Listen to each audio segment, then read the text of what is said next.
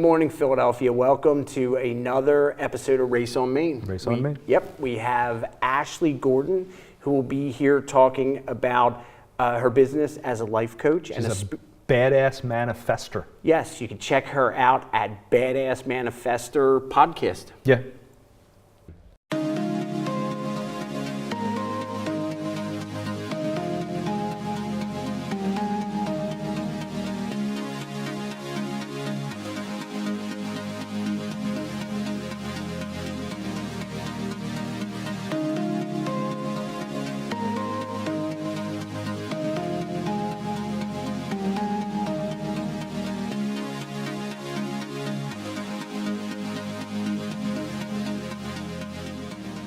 Good morning, Philadelphia, and welcome to another fantastic edition of Race on Main Street. And please don't forget, you can check out all of our past episodes at raceonmain.com. We have a terrific show for you today. Ashley Gordon is going to talk all about some aspects of being a life coach and all sorts of details related. But Stu? Scott?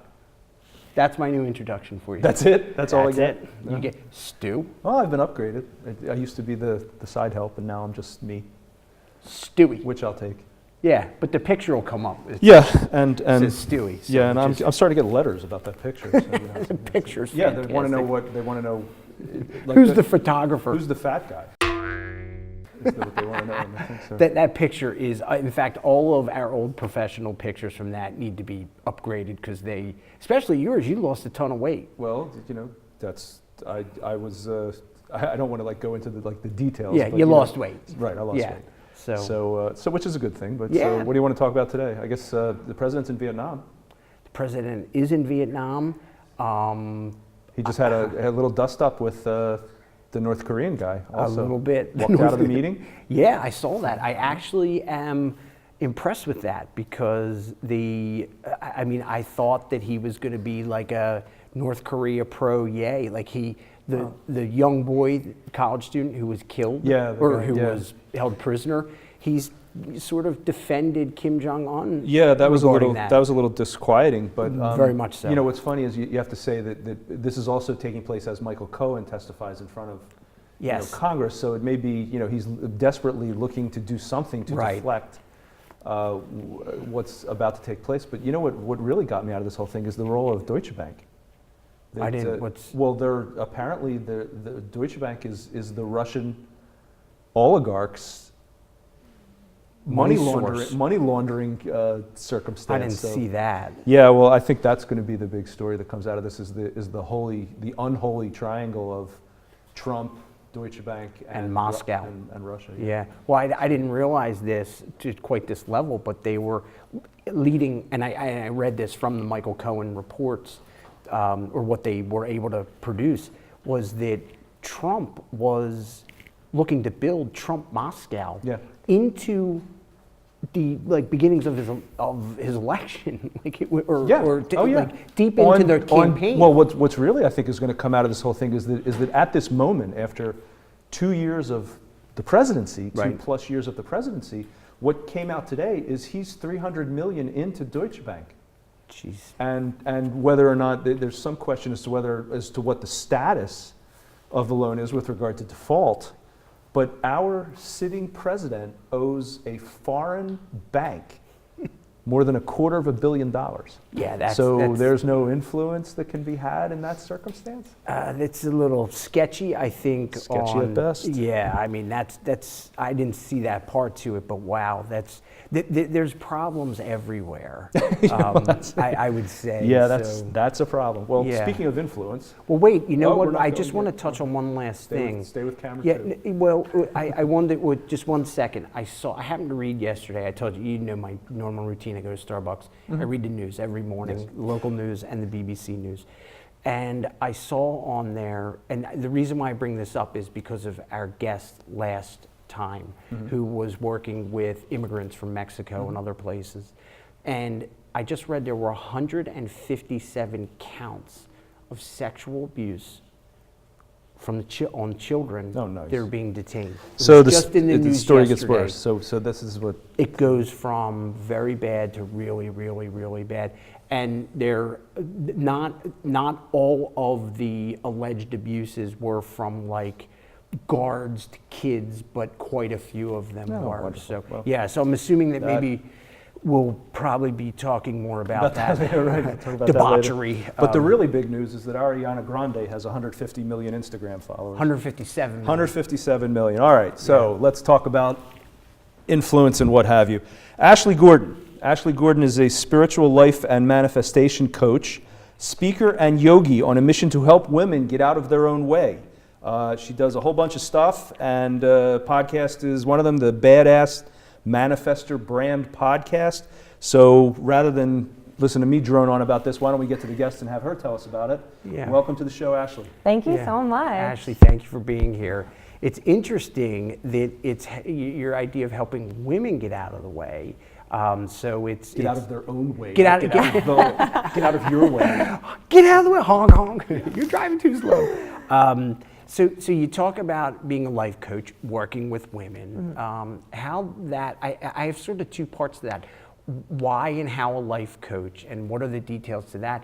And why did you think women? Like, why did you? I mean, there's some obvious reasons. Being a woman, maybe it just lends itself to that. But, Sure. but give us some details. Well, even more specifically, I help spiritual entrepreneurs, women who are spiritual entrepreneurs, who are creating businesses, specifically service-based businesses, and that's just part of my calling, is to help women. I am a woman, obviously, and I mean, as a life coach, you can really help anyone, but they say in business, you need to niche it down to like who specifically you want to help, so you can actually, speak to that person when you're posting or when you're marketing or when you're sharing online. So that's who I really enjoy working with. Well, let me ask you, I'm sorry, just one other question, because you threw this word out there, which I'm not so sure, I'm not familiar with it. I'm not sure that a lot of other folks might be familiar with it. You say spiritual coach. Give us what you mean. I mean, I know what coach is, I know what spiritual is, but I think the way you're putting them together to create some type of help that you're providing might not be as obvious. Okay, cool. I love this question. So the work that I do is, life coaching is deep self-inquiry. It's very much so digging within yourself, getting clear on belief systems that were programmed from a young age. So we do a lot of that work. And then paired with that, the spiritual aspect is I teach on manifestation. So using the natural laws of the universe, we're gonna get into all that, and using the power of your mind to actually attract your desired outcome. So once you clear out the old with self-inquiry and doing deep discovery work, and you're learning spiritual tools of just really the way the universe works, pairing that together, it creates transformation. Okay, so let's go there. Okay. Let's go to transformation, right? Well, let's go to the idea that there's an ordered universe. Great. Yeah. I don't agree. Okay. Convince me otherwise. So the way that I ended up here today was really synchronistic, right? I was sharing online, I was doing live video, and one of your employees, Sarah, saw me and she reached out to me and she's like, I think you'd be great for this talk show. And I had written in my journal that I would like to share my voice on a larger scale. So for that to happen in such a short period of time, to me, it was just like one thing after another just lined up for me to be right here with you today. So it's not some kind of order of the universe preordained plan. Did you, in saying that you want to have a larger voice, did you create the circumstance for all this to happen? So that's the thing about manifesting and going with the order of the universe is there's no, you don't have control over how it's going to happen, right? So I didn't plan the how. I just set the intention. So I put it out there to the universe, and you're co-creating. So you're using your energy with this universal energy, and it's actually coming together it's like two magnets pulling towards each other to attract the situations and circumstances. And I can prove that this is correct and Great. win you over on this, because I know you have some doubts a little bit I know you a little bit better. So we have talked about, and this is just the more positive spin on it. This tells you what a big sourpuss you can be, is that there are black cloud people that we talk about. And they bring in sort of the negative. And what you're basically saying is, yeah, it's sort of like the same idea, but you're having these more positive thoughts. It's connecting with the universe. It's creating this more power, like sort of like more likely outcome, rather. I like that, yes. And the universe is unbiased. So it doesn't matter if you're a negative person or you're focusing on bad stuff. Whatever you're focusing on is what you're attracting. So when people are complaining or they're wondering why one bad thing after another is happening, it's just because that's where their energy is focused. So they're focused on that, and that's what they're pulling in. So it's funny that you mentioned something about this idea of like happiness. We have met and spoken with other life coaches in various venues, and one of the things that comes back over and over and over again is the idea that like they're happy constantly. It's almost like this artificial happiness, this shell of happiness that you can't get through. I always talk about it as like the high school cheerleader kind of thing. They're always like rah-rah about this, and it seems, like I said, like somewhat artificial. You seem very, very different than that. It's much more sort of relaxed in terms of what you're trying to project, as opposed to forcing this craziness onto people, quite frankly. Craziness. Yeah, that's what it seems like. Thank you. I appreciate that. And that's something that I've personally worked through. Was I used to feel like I always had to be happy. Even if I wasn't, people would be like, how are you? I'm like, I'm great, and I just wanted everyone to think that I was perfect, right, all the time. And I think perfection is something that stops a lot of people in a lot of ways from actually feeling their emotions. So yeah, I'm a human. I'm not perfect all the time, even as a life coach. I may have tools to help me close the gap from feeling bad to feeling good, so I feel good more than I feel bad, right? And that's really what I teach people to do. And so you talk about a process with that, closing that gap. Give us some examples, like if you don't mind, like what are just maybe a couple of things people can sort of think about and maybe even work on their own as they think about this. Great. So one question that is really accessible is you have a situation that's triggering you in some way, right? Like before we were rolling, we were talking about the small moments and the small moments that cause anxiety or worry or fear. And just ask yourself, how can I see this differently?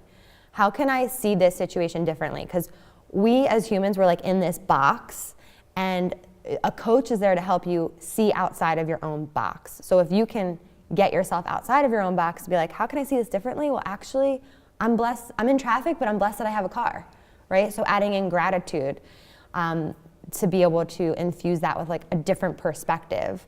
And another tool that I help people do is if they are in a moment of angst, is to actually zoom out, like go all the way up into the sky almost with your awareness and look down on the moment until it's so small and so insignificant that you notice that it's not as important or as big as you make it seem. Yeah, it's funny. We've talked about this, Stu. My father-in-law used to always say, I'd come home stressed, things like that, and he'd say, look, I have this rule of thumb that I live by. Is it going to matter in 2 minutes? Yeah. Is it going to matter in 2 hours? If it's going to not matter in the next couple of hours, then you know what? It might not deserve the stress and attention that you are putting into it. If it is going to matter, then you got to give it its due. I want to talk about dead people. So you guys are awesome. Well, the thing that got me before is not so. I mean, the obviously Jonathan. Sorry. Yes, the obvious go-to is let's talk about past lives. But before we get to that, you in making that statement, you talked about healing. Mm-hmm. So are we born in a state of pain that needs to be fixed along the way? Or does that happen? We're getting deep. Well, I mean, you sort of indicated that what you're doing mm-hmm. is helping people to heal. So is it a function of and you also talked about past lives, mm-hmm. and you said something about hurt in the womb or what have you. Yeah. Are we starting out with 2 strikes? Oh, okay. So I I believe that our soul is always growing and evolving. And so we're always choosing, I believe, what lifetime we are born into to get lessons that we need to get. I think that we're perfect. I think we're perfect now. I don't think we come in imperfect at all.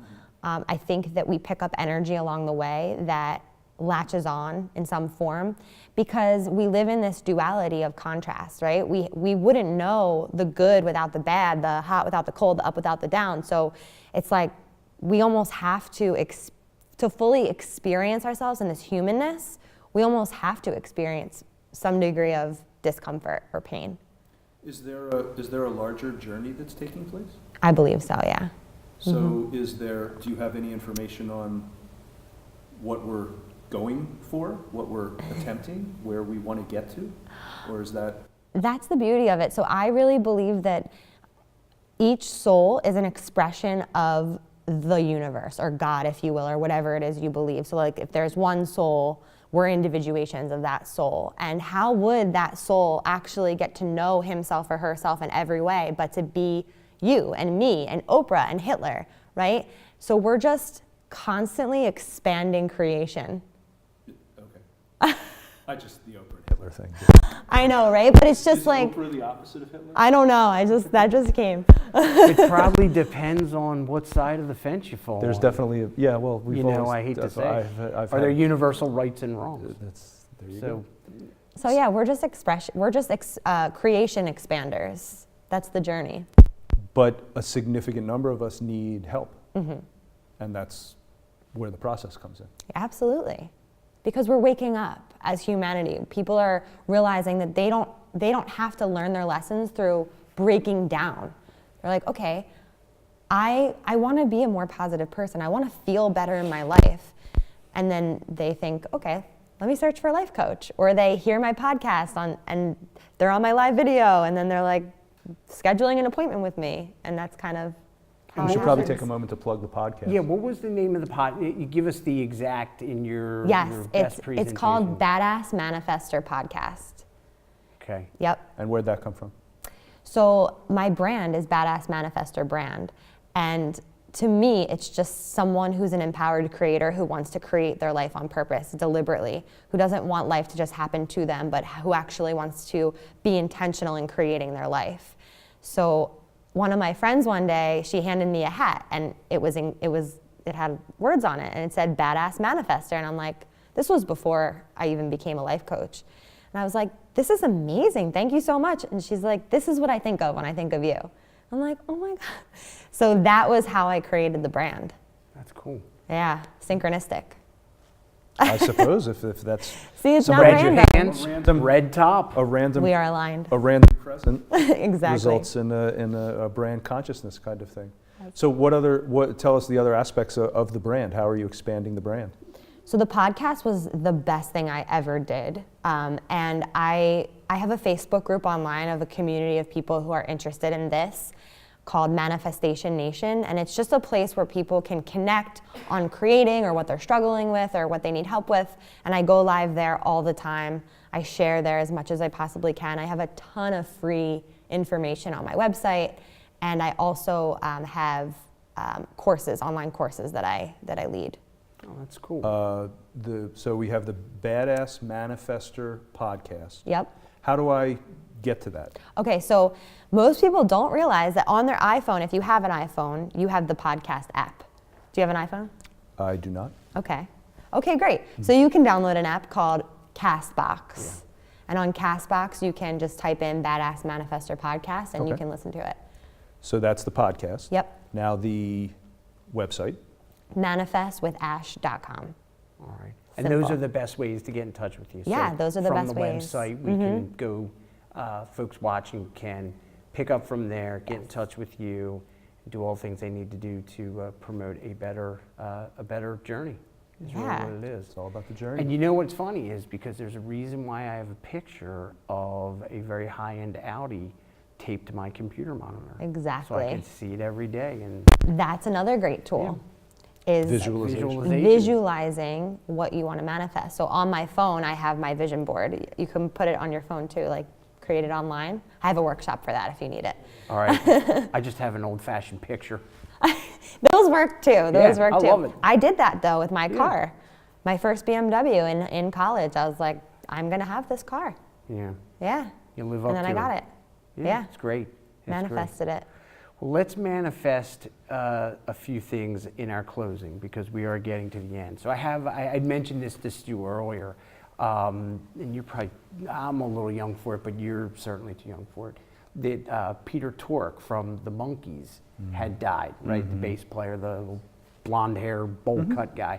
So the question I have for you, and I know you normally come at me with a lot of these questions, is in the late 60s, Beatles came about, or I'm sorry, the Monkees came about. How many albums did they sell? They were only on the Monkees. The Monkees only ran for 2 years.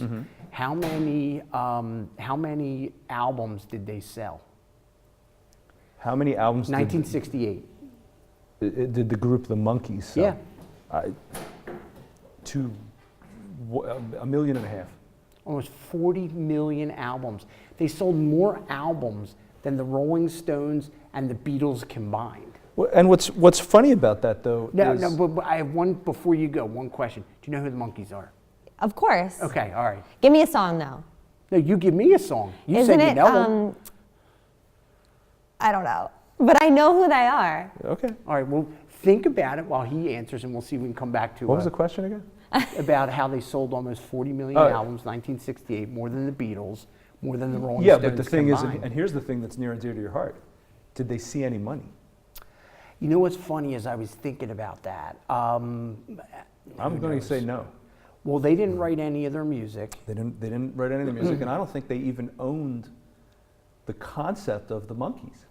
They might not have, but they would have been paid for whatever. They were paid. They were It's paid their actors. voices. They were paid actors.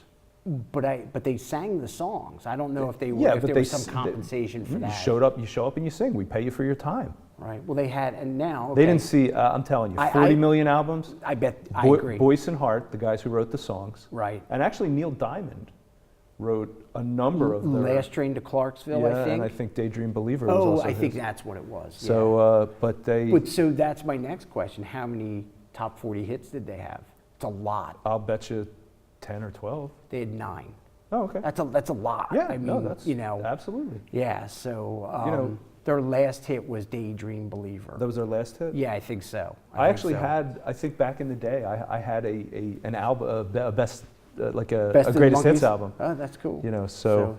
Did any of these songs sound familiar? Daydream Believer. Yeah. There you go. Okay. Well, you know, they had, And you know what? That guy Davy Jones was well, he on. died too. Yeah, he was also on the Brady On the Bunch. Brady Bunch. Yeah. Yeah. Yeah. But the thing that everybody goes back to, and I don't know if a lot of people know this or don't know this, is that Mike Nesmith, Very talented musician. whose mother invented liquid paper. What? So Mike Nesmith Wow. was a gajillionaire Regardless. before he ever stepped out on the thing. And of course, the myth is that he had all the issues because they wanted them to all act silly and be the Monkees, Right. and he wanted to be a serious musician. Well, and I think he was actually a serious musician. I think he was pretty talented as a musician. He could play a little guitar. I think, Yeah, so anyway, So there there you you go, have it. liquid paper. I He's didn't waving know one that. finger at me now. All right, so I just want to say thank you to Ashley Gordon. Don't forget to check out her website, her on Instagram, all of the places that we mentioned to go to.